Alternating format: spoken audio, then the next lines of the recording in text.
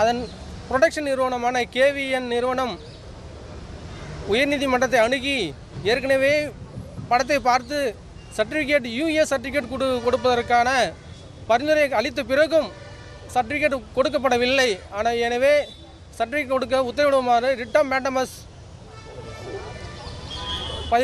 சென்னை உயர்நீதிமன்றத்தில் தாக்கல் செய்யப்பட்டது. இந்த வழக்கு கடந்த 6ஆம் தேதி விசாரணைக்கு வந்தது.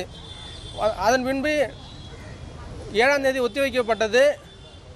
இன்று நீதிபதி அவர்கள் மாண்புமிகு உயர்நீதிமன்ற நீதிபதி PT ஆஷா அவர்களின் முன்னிலையில் இன்று தீர்ப்பு பகரப்பட்டது.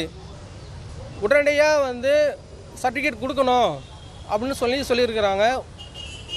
கேவிஎன் புரொடக்ஷன் தரப்பில் தாக்கல் செய்யப்பட்ட மனு அனுமதிக்கப்பட்டு சர்டிஃபிகேட் வழங்க உத்தரவிடப்பட்டுள்ளது.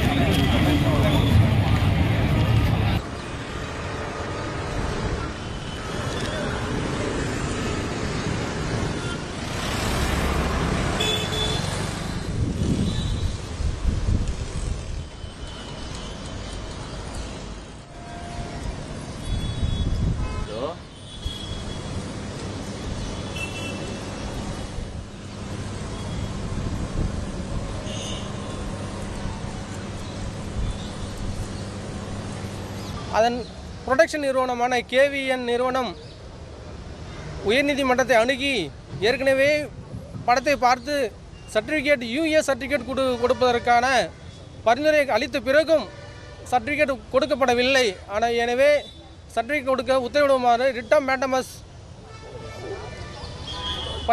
சென்னை உயர்நீதிமன்றத்தில் தாக்கல் செய்யப்பட்டது. இந்த வழக்கு கடந்த 6ஆம் தேதி விசாரணைக்கு வந்தது.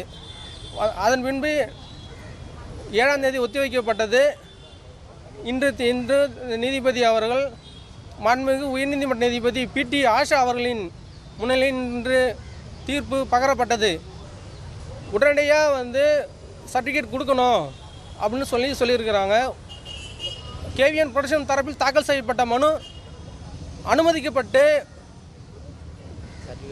சர்டிஃபிகேட் வழங்க உத்தரவிடப்பட்டுள்ளது.